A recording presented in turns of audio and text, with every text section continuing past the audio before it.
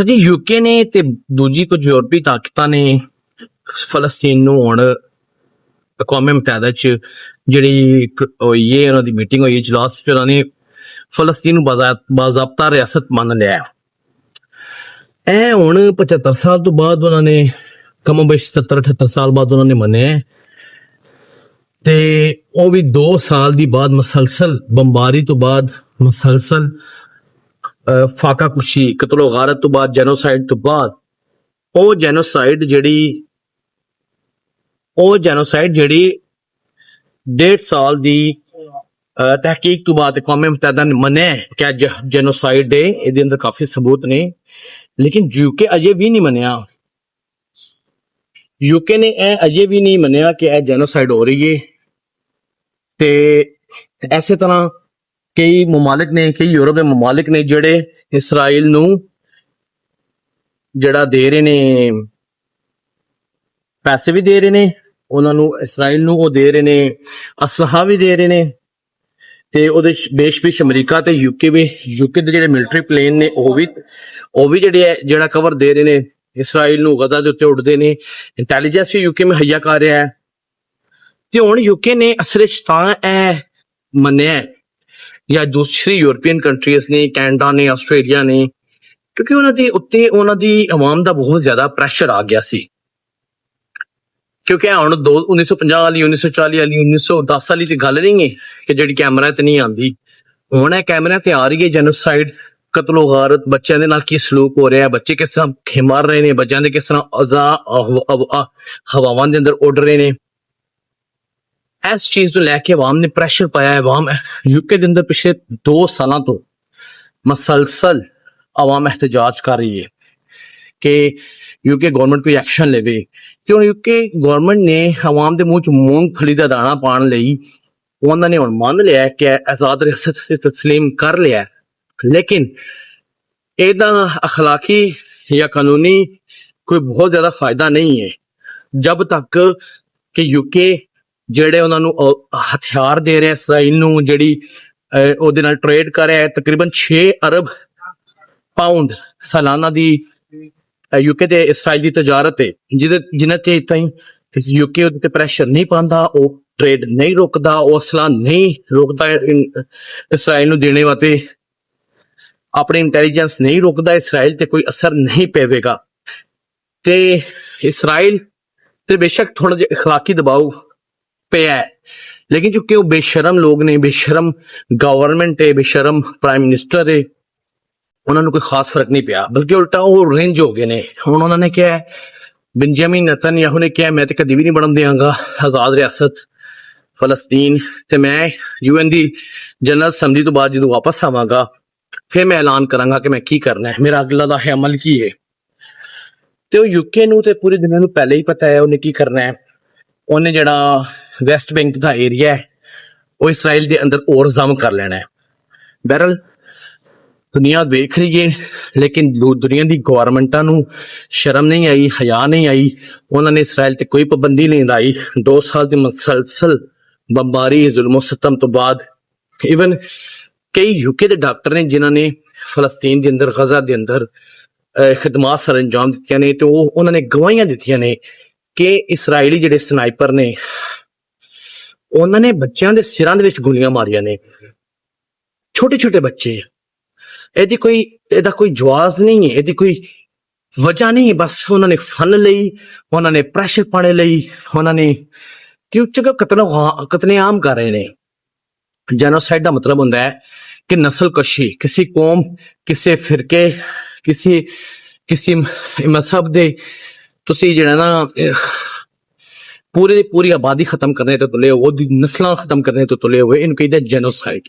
ਤੇ ਉਹ ਅਕਵਾਮ ਮੁਤਹਿਦਾ ਤੇ ਬੈਨ ਅਲ-ਅਕਵਾਮੀ ਜਿੰਨੇ ਵੀ ਇੰਡੀਪੈਂਡੈਂਟ ਤਜਜ਼ੀਆ ਨਿਕਾਰ ਨੇ, ਸਪੈਸ਼ਲਿਸਟ ਨੇ ਜੈਨੋਸਾਈਡ ਦੇ, ਉਹਨਾਂ ਚ ਤਕਰੀਬਨ ਸਾਰਿਆਂ ਨੇ ਜਾਂ ਮੈਜੋਰਟੀ ਨੇ ਇਹੀ ਕਨਕਲੂਡ ਕੀਤਾ ਹੈ ਕਿ ਇਹ ਜੈਨੋਸਾਈਡ ਹੋ ਰਹੀ ਹੈ, ਫਲਸਤੀਨੀਆਂ ਦੀ ਨਸਲ ਕਸ਼ੀ ਹੋ ਰਹੀ ਹੈ। ਲੇਕਿਨ ਯੂਰਪੀਅਨ ਤਾਕਤਾਂ ਨੂੰ ਜੋ ਵੀ ਰੀਜ਼ਨ ਹੈ, ਇਸਰਾਈਲ ਦੇ ਨਾਲ ਟ੍ਰੇਡ ਹੈ ਜਾਂ ਇਸਰਾਈਲ ਇੱਕ ਪਾਵਰਫੁਲ ਮੁਲਕ ਹੈ ਜਾਂ ਮੱਝ ਦੀ ਭੈਣ ਹੁੰਦੀ ਹੈ, ਇਹ ਸਾਰੇ ਅੰਦਰੋਂ ਇੱਕ ਹੀ ਨੇ, ਮਿਲੇ ਹੋਏ ਨੇ। ਤੇ ਉਹਦੀ ਵਜ੍ਹਾ ਨਾਲ ਇਹ ਇਸਰਾਈਲ ਦੇ ਖਿਲਾਫ ਕੋਈ ਕੰਕਰੀਟ ਐਕਸ਼ਨ ਨਹੀਂ ਲੈ ਰਹੇ। ਤੇ ਦੁਨੀਆ ਦੀ ਸਾਰੇ ਸੁਪਰ ਪਾਵਰ ਇਸ ਵੇਲੇ ਅਮਰੀਕਾ ਹੈ। ਅਮਰੀਕਾ ਇਸਰਾਈਲ ਦੇ ਪਿੱਛੇ ਵੇ, ਉਹਨੂੰ ਅਸਲਾਹਾ ਦੇ ਰਿਹਾ ਹੈ, ਉਹਨੂੰ ਹਰ ਕਿਸਮ ਦੀ ਟੈਕਨੋਲੋਜੀ ਦੇ ਰਿਹਾ ਹੈ, ਇਨਫੋਰਮੇਸ਼ਨ ਦੇ ਰਿਹਾ ਹੈ, ਪੈਸਾ ਦੇ ਰਿਹਾ ਹੈ, ਗ੍ਰਾਂਟ ਤੇ ਗ੍ਰਾਂਟ ਦੇ ਰਿਹਾ ਹੈ। ਲੇਕਿਨ ਇਹ ਜਿਹੜਾ ਸੋਸ਼ਲ ਮੀਡੀਆ ਦੀ ਵਜ੍ਹਾ ਨਾਲ, ਅਵੇਅਰਨੈਸ ਦੀ ਵਜ੍ਹਾ ਨਾਲ ਅਮਰੀਕਾ ਦੇ ਅੰਦਰ ਵੀ ਆਵਾਮ ਵਿੱਚ ਇਸਰਾਈਲ ਮੁਖਾਲਫ ਜਜ਼ਬਾਤ ਬਹੁਤ ਜ਼ਿਆਦਾ ਆ ਗਏ ਨੇ। ਹੁਣ ਆਵਾਮ ਜਿਹੜੀ ਓਵਰਆਲ ਸਪੈਸ਼ਲੀ ਜਿਹੜੇ ਯੰਗਸਟਰਸ ਨੇ ਉਹ ਨਫ਼ਰਤ ਕਰਦੇ ਨੇ ਇਸਰਾਈਲੀ ਗਵਰਨਮੈਂਟ ਨਾਲ, ਇਸਰਾਈਲ ਨਾਲ ਉਹ ਨਫ਼ਰਤ ਕਰਦੇ ਨੇ। ਉਹ ਆਪਣੇ ਹੁਕਮਰਾਨਾਂ ਕੋਲ ਪੁੱਛਦੇ ਨੇ ਪਏ ਕਿ ਤੁਸੀਂ ਕਿਉਂ ਇੰਨੀ ਫੇਵਰ ਕਰਦੇ ਹੋ ਇਸਰਾਈਲ ਦੀ, ਤੁਸੀਂ ਫਲਸਤੀਨੀਆਂ ਨੂੰ ਉਹਨਾਂ ਦਾ ਹੱਕ ਕਿਉਂ ਨਹੀਂ ਦਿੰਦੇ। ਲੇਕਿਨ ਜ਼ਾਹਿਰ ਹੈ ਇੱਕ ਟਾਈਮ ਲੱਗੇਗਾ ਤੇ ਇਨਸ਼ਾਅੱਲਾ ਤਾਲਾ ਉਹ ਟਾਈਮ ਆਏਗਾ ਕਿ ਅੱਲਾਹ ਕਰੇ, ਸਾਡੀ ਦੁਆ ਹੈ ਕਿ ਇੱਕ ਦਿਨ ਅਮਰੀਕਾ ਵੀ ਇਸਰਾਈਲ ਦੀ ਪੁਸ਼ਤਪਨਾਹੀ ਬੰਦ ਕਰ ਦੇ। ਉਦੋਂ ਬਾਅਦ ਇਹ ਦੁਨੀਆ ਦੀ ਇੱਕ ਐਸੀ ਨਸ਼ਰਕਸ਼ੀ ਹੈ ਕਿ ਜਿਹੜੀ ਵਰਲਡ ਵਾਰ 2 ਹੋਈ ਹੈ, ਜਿਹਦੇ ਤਕਰੀਬਨ ਪੂਰੀ ਦੁਨੀਆ ਸੀ, ਵਰਲਡ ਵਾਰ 1 ਨੇ ਉਹਦੇ ਵਿੱਚ ਵੀ ਪੂਰੀ ਦੁਨੀਆ ਸੀ ਤਕਰੀਬਨ। ਇਹਨਾਂ ਦੋਵਾਂ ਵਰਲਡ ਵਾਰਸ ਦੇ ਮਿਲਾ ਕੇ ਵੀ ਇਹਨੇ ਸਹਾਫੀ ਕਤਲ ਨਹੀਂ ਹੋਏ ਜਿਨੇ ਇਹ 2 ਸਾਲ ਦੇ ਅੰਦਰ ਅੰਦਰ ਇਸਰਾਈਲ ਨੇ ਫਲਸਤੀਨ ਦੇ ਅੰਦਰ ਕਤਲ ਕੀਤੇ ਨੇ। ਪੂਰੀ ਦੁਨੀਆ ਵਿੱਚ ਇਹਨੇ ਕਤਲੇਆਮ ਕਦੀ ਕਿਸੇ ਸਹਾਫੀ ਦਾ ਨਹੀਂ ਹੋਇਆ, ਨਿਊਜ਼ ਰਿਪੋਰਟਰ, ਅਖਬਾਰੀ ਰਿਪੋਰਟਰ ਜਾਂ ਸੋਸ਼ਲ ਮੀਡੀਆ ਰਿਪੋਰਟਰ, ਜਿਨੇ ਇਸਰਾਈਲ ਨੇ ਫਲਸਤੀਨ ਦੇ ਅੰਦਰ, ਗਜ਼ਾ ਦੇ ਅੰਦਰ ਇਹਨਾਂ 2 ਸਾਲਾਂ ਦੇ ਅੰਦਰ ਅੰਦਰ ਚੁਣ ਕੇ ਮਾਰਿਆ ਉਹਨਾਂ ਨੂੰ, ਚੁਣ ਕੇ। ਇਹਦੀ ਗੱਲ ਔਨ ਦੀ ਰਿਕਾਰਡ ਹੈ, ਯਾਨੀ ਆਉਣ ਵਾਲੀ ਨਸਲਾਂ ਨੂੰ ਪਤਾ ਚੱਲੇਗਾ ਕਿ 2025 ਵਿੱਚ, 2024 ਵਿੱਚ, 2023 ਵਿੱਚ ਇਸਰਾਈਲ ਕੀ ਕੀਤਾ ਹੈ ਗਜ਼ਾ ਦੇ ਮਾਸੂਮਾਂ ਨਾਲ, ਗਜ਼ਾ ਵਿੱਚ ਅਖਬਾਰੀ ਰਿਪੋਰਟਰ ਨਾਲ। ਪਹਿਲੀ ਗੱਲ, ਇਸਰਾਈਲ ਬਾਹਰ ਤੋਂ ਜਿਹੜੇ ਇੰਟਰਨੈਸ਼ਨਲ ਮੀਡੀਆ ਉਹਨਾਂ ਨੂੰ ਆਉਣ ਨਹੀਂ ਦੇ ਰਿਹਾ, ਬੈਨ ਹੈ ਉਹਨਾਂ ਦਾ, ਕਿਉਂਕਿ ਇਸਰਾਈਲ ਨਹੀਂ ਚਾਹੁੰਦਾ ਪੂਰੀ ਦੁਨੀਆ ਵੇਖੀ ਕਿ ਉਹ ਕੀ ਕਰ ਰਿਹਾ ਹੈ। ਤੇ ਦੂਜੀ ਗੱਲ, ਜਿਹੜੇ ਉੱਥੇ ਦੇ ਫਲਸਤੀਨ ਦੇ ਅੰਦਰ ਮੌਜੂਦ ਨੇ ਗਜ਼ਾ ਦੇ ਲੋਕ, ਉਹਨਾਂ ਨੂੰ ਚੁਣ ਕੇ ਮਾਰਿਆ ਸੋ, ਚੁਣ ਕੇ। ਸਮਟਾਈਮ ਝੂਠ ਬੋਲਦਾ ਸੀ ਇਹ ਹਮਾਸ ਦੇ ਰੁਕਨ ਨੇ, ਸਮਟਾਈਮ ਕਹਿੰਦਾ ਸੀ ਉਹ ਗਲਤੀ ਹੋ ਗਈ ਹੈ, ਤੇ ਸਮਟਾਈਮ ਕੋਈ ਐਕਸਪਲੇਨੇਸ਼ਨ ਨਹੀਂ ਸੀ ਦਿੰਦਾ। ਇੱਕ ਦਫਾ ਤਾਂ ਉਹਨਾਂ ਨੇ ਇੱਕ ਐਂਬੂਲੈਂਸ ਸੇ ਸਾਰੇ ਵਰਕਰਸ ਨੂੰ ਮਾਰ ਕੇ ਐਂਬੂਲੈਂਸ ਤੇ ਉਹਨਾਂ ਦੀਆਂ ਬਾਡੀਆਂ ਜਿਹੜੇ ਫੌਤ ਹੋਏ ਸਨ ਸਭ ਨੂੰ ਜ਼ਮੀਨ ਵਿੱਚ ਦਫਨ ਕਰ ਦਿੱਤਾ, ਕਿਸੇ ਨੂੰ ਪਤਾ ਹੀ ਨਾ ਚੱਲੇ। ਉਹ ਕੁਦਰਤ ਖੁਦਾ ਦੀ ਬਾਤ ਚੋਂ ਇੱਕ ਜਿਹੜਾ ਫੌਤ ਹੋਇਆ ਸੀ ਨਾ ਬੰਦਾ, ਉਹਦਾ ਮੋਬਾਈਲ ਫੋਨ ਮਿਲ ਗਿਆ।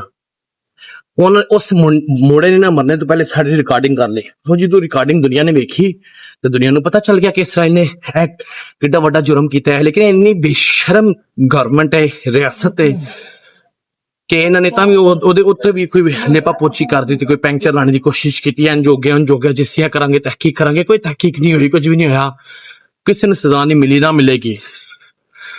ਤੇ ਇਹ ਤੇ ਜੰਗ ਨਸਲਕਸ਼ੀ ਖਤਮ ਹੋਈ ਤੇ ਇਹ ਸੋਚੋ ਅਗਰ ਖਤਮ ਹੋਏਗੀ ਤਾਂ ਕੀ ਸਟੋਰੀਆਂ ਸਾਹਮਣੇ ਆਉਣਗੀਆਂ। ਬਹਰਾਲ ਇਹ ਵੀ ਸਾਡੇ ਸਾਹਮਣੇ ਬਹੁਤ ਕੁਛ ਹੈ, ਲੇਕਿਨ ਆਉਣ ਵਾਲੀਆਂ ਨਸਲਾਂ ਸਾਡੇ ਕੋਲ ਕੁਐਸਚਨ ਕਰਨਗੀਆਂ ਕਿ ਕੈਮਰੇ ਦੀ ਮੌਜੂਦਗੀ ਵਿੱਚ, ਕੈਮਰੇ ਦੇ ਸਾਹਮਣੇ ਇਸਰਾਈਲੀ ਫੌਜੀ ਗਜ਼ਾ ਦੇ ਬੱਚਿਆਂ ਨੂੰ ਮਾਰ ਰਹੇ ਸੀ ਤੇ ਵਰਲਡ ਲੀਡਰਸ ਕੀ ਕਰ ਰਹੇ ਸੀ? ਕੁਝ ਵੀ ਨਹੀਂ। ਡੋਨਾਲਡ ਟਰੰਪ ਹੋ ਗਿਆ, ਉਹ ਬਲਕਿ ਹਮੇਸ਼ਾ ਇਸਰਾਈਲ ਦੀ ਫੇਵਰ ਵਿੱਚ ਬਿਆਨ ਦਿੰਦਾ ਹੈ ਤੇ ਫਲਸਤੀਨ ਦੇ ਅਗੇਂਸਟ ਬਿਆਨ ਦਿੰਦਾ ਹੈ। ਬਹਿਰ ਜੀ, ਅੱਲਾਹ ਰੱਬੁਲ ਇੱਜ਼ਤ ਫਲਸਤੀਨੀਆਂ ਦੀ ਮਦਦ ਕਰੇ ਤੇ ਇਹ ਕਤਲੇਆਮ ਜਿਸ ਦਿਨ ਦਾ ਇਨਸਾਨ ਪੈਦਾ ਹੋਇਆ ਹੈ ਉਸ ਦਿਨ ਦਾ ਹੋ ਰਿਹਾ ਹੈ। ਤੇ ਜਦੋਂ ਜਿੰਨੇ ਚਾਹੇ ਤਾਂ ਇਹ ਦੁਨੀਆ ਹੈ ਵੇ ਲੱਗ ਤੇ ਇੰਝ ਹੀ ਰਿਹਾ ਹੈ ਕਿ ਕਤਲੇਆਮ ਇਨਸਾਨ ਹੀ ਇਨਸਾਨ ਦਾ ਸਭ ਨਾਲੋਂ ਵੱਡਾ ਦੁਸ਼ਮਣ ਹੈ। ਸ਼ਾਇਦ ਸਾਡੀ ਇਨਸਟਿੰਕਟ ਵਿੱਚ ਤੇ ਜ਼ੁਲਮ ਕਰਨ ਨਾਲੋਂ ਜ਼ਿਆਦਾ ਜਿਹੜੇ ਗੁਨਹਗਾਰ ਹੁੰਦੇ ਨੇ ਨਾ, ਉਹ ਕੌਮਾਂ ਹੁੰਦੀਆਂ ਨੇ, ਉਹ ਲੋਕ ਹੁੰਦੇ ਨੇ ਜਿਹੜੇ ਆਵਾਜ਼ ਬੁਲੰਦ ਨਹੀਂ ਕਰਦੇ। ਮੈਂ ਸਮਝਦਾ ਇਸਰਾਈਲ ਨਾਲੋਂ ਵੱਡਾ ਗੁਨਹਗਾਰ ਅਮਰੀਕਾ, UK, ਅਰਬ ਦੁਨੀਆ, ਮੁਸਲਿਮ ਵਰਲਡ ਓਵਰਆਲ ਤੇ ਬਾਕੀ ਜਿਹੜੀ ਮੁਸਲਿਮ ਕਮਿਊਨਿਟੀ ਹੈ ਉਹ ਸਭ ਗੁਨਹਗਾਰ ਨੇ। ਹੁਣ ਦੇਖ ਲਓ, ਇਸਰਾਈਲ ਨਸਲਕਸ਼ੀ ਕਰ ਰਿਹਾ ਹੈ ਇੱਕ ਤਰਫ, ਦੂਸਰੀ ਤਰਫ ਇੰਡੀਆ ਇਸਰਾਈਲ ਦੇ ਨਾਲ ਮਾਇਦਾ ਕਰ ਰਿਹਾ ਹੈ, ਟ੍ਰੇਡ ਮਾਇਦਾ। ਇਹ ਕੱਲ ਇੰਡੀਆ ਦਾ ਤੇ ਇਸਰਾਈਲ ਦਾ ਟ੍ਰੇਡ ਮਾਇਦਾ ਹੋ ਗਿਆ ਹੈ। ਪੂਰੀ ਦੁਨੀਆ ਗੱਲਾਂ ਹੀ ਕਰ ਰਹੀ ਹੈ, ਲੇਕਿਨ ਕਰ ਰਹੀ ਹੈ, ਸੋਚ ਰਹੀ ਹੈ ਕਿ ਇਸਰਾਈਲ ਤੇ ਪਾਬੰਦੀਆਂ ਲਾਈ ਜਾਣ, ਲੇਕਿਨ ਇੰਡੀਆ ਉਹਦੇ ਨਾਲ ਟ੍ਰੇਡ ਡੀਲ ਕਰ ਰਿਹਾ ਹੈ। ਪਰ ਆਉਣ ਵਾਲੀ ਨਸਲਾਂ ਵੇਖ ਲੈਣਗੀਆਂ ਕਿ ਦੁਨੀਆ ਤੇ ਹੋ ਰਿਹਾ ਕਿ ਜ਼ੁਲਮ ਸਤਮ ਹੋ ਰਿਹਾ ਇੱਕ ਕੌਮ ਦੇ ਨਾਲ। ਅੱਲਾਹ ਤਾਲਾ ਉਹਨਾਂ ਦਾ ਤਵੱਫੁਕ ਫਰਮਾਏ, ਉਹਨਾਂ ਨੂੰ ਆਜ਼ਾਦੀ ਫਰਮਾਏ। ਆਮੀਨ।